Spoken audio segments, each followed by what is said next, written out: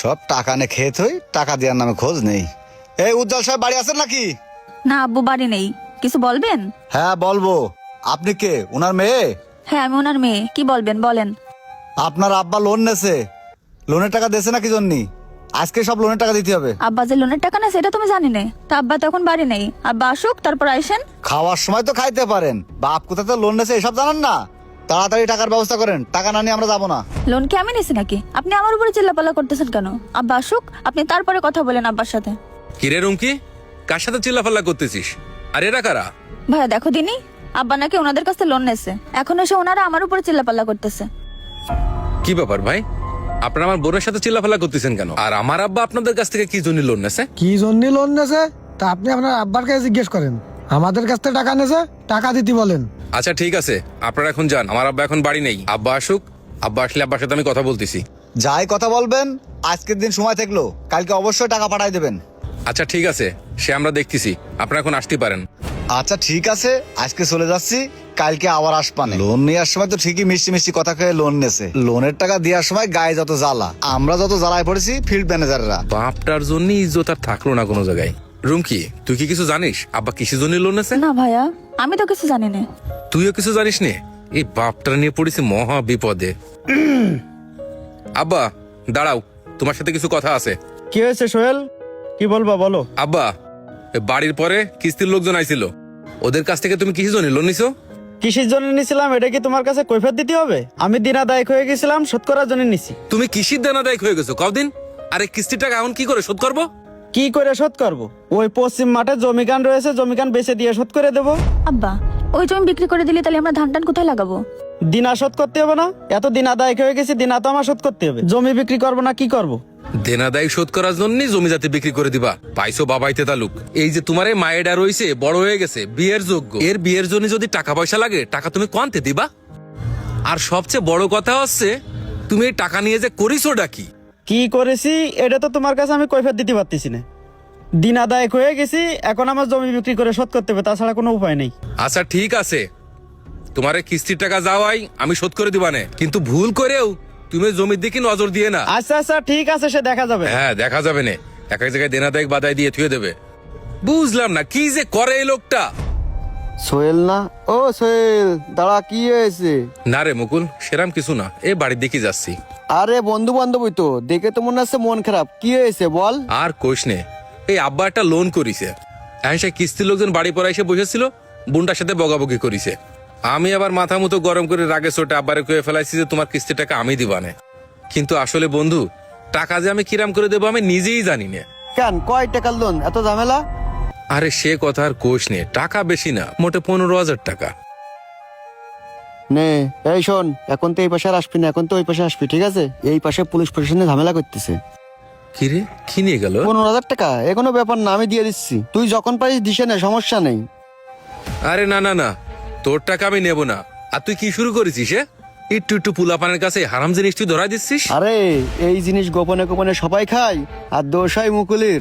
না রে মুকুল, তুই কিন্তু এসব ঠিক কাজ করতেছিস না, এগুলো কিন্তু বাড়াবাড়ি হয়ে যাচ্ছে। আর এই জন্যই এলাকার যুব সমাজও কিন্তু নষ্ট হয়ে যাচ্ছে, এসব কাজ তুই করিস নে।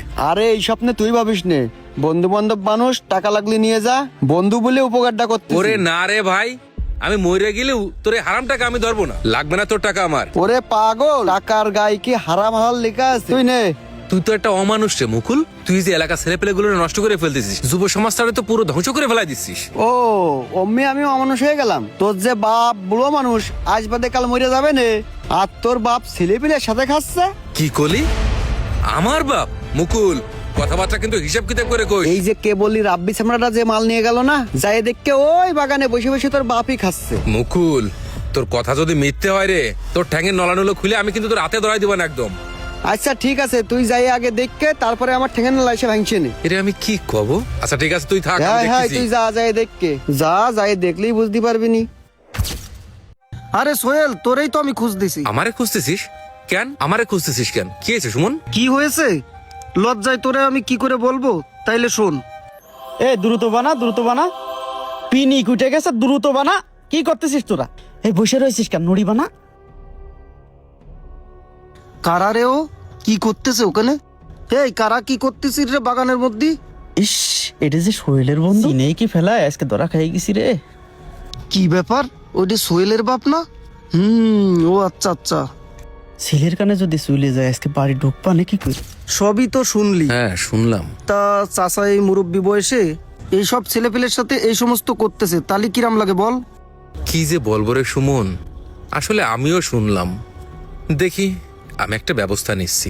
তাড়াতাড়ি ব্যবস্থা নে, নাইলে তোর তো একটা এলাকায় মান সম্মান আছে। আচ্ছা ঠিক আছে সুমন, তাহলে যা, আচ্ছা আমি ঠিক আছে, দেখতেছি। দেখ আমি গেলাম তালি। আচ্ছা ঠিক আছে দোস্ত। কি যে করি এই বাপটারে নিয়ে, এই বুড়ো বয়সে যে তাল শুরু করিছে, এলাকায় মান ইজ্জত আর কিছুই রাখলো না। উফ আল্লাহ। কিরে মনে কাঁদতেছিস কেন? আর তোর চোখে পানি কেন? কি হয়েছে তোর? আসার সময় একটা বিয়াদব ছেলের সাথে দেখা হয়েছিল। কি বলছে শোনো। এই সুন্দরী, কি অবস্থা? এভাবে হেলে দুলে কই যাও?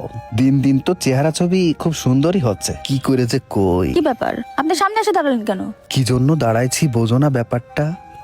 আপনি ওরকম বিয়াদবের মতো করতেছেন কেন? একটা চট দেবো। বেয়াদপির আর কি করলাম? আমার প্রস্তাবে রাজি হয়ে গেলেই তো হয়। আপনি কিন্তু প্রচুর বিয়াদবি করতেছেন, আমি কিন্তু জুতা খুলে পিটাবো। বাপ করে বেড়ায় আকাম কুকাম, মেয়ের দেমাগ দেখো। এই একদম আমার বাপের নামে উল্টাপাল্টা বলবেন। আমার বাপ কি করে? তোমার বাপ কি করে বেড়ায় তুমি জানো না? বাড়ি যে খোঁজ নিয়ে দেখো। আর জীবনে কখনো আমার সামনে আসবেন না। যদি কখনো আর আমার সামনে দেখি তাহলে কিন্তু আপনার খবর আছে। তুমি যাই বলো, আমি তোমার পিছু ছাড়ছি না। প্রায় প্রায় এখন এক একজন আমার সামনে বলে এরকম বলে। ভাইয়া এখন কি করবো কও? কি যে করতে কব তোরে, আমারও তো মাথা মতো নষ্ট হয়ে যাচ্ছে। মনি, আজকে আব্বা আসুক। আজকে আব্বা আসলি আমরা দুজনে একসাথে বসবো, এর একটা বিহিত করতেই হবে। আচ্ছা ঠিক আছে, তোর মন খারাপ করার দরকার নেই, তুই ভিতরে যা। আজকে আসুক আব্বা। তুমি কি শুরু করেছো আব্বা? তোমার জন্য বোনটাও রাস্তাঘাটে চলাফেরা করতে পারতেছে না। কি ব্যাপার সোহেল, রুম কি? তোমরা আমার এখানে ডেকে নিয়ে আসলে কেন? আব্বা তোমার একটা কথা কই, আমি তোমার ছেলে, কিন্তু আজ পর্যন্ত কোনো টাকার জন্য বা কোনো জিনিসের জন্য তোমার কি আমরা জ্বালাইছি? না তো বাবা, কেন কি হয়েছে? আব্বু, আমার জন্য যে তোমার সম্মানহানি হয়েছে বা মাথা নিচু হয়েছে এরকম কিছু কি আমি কোনোদিন করেছি? না তা তো করনি। কেন কি হয়েছে একটু খুলে বলো। আব্বা আমি কি করছি তা মনে হয় তুমি ঠিকই বুঝতে পারিছো।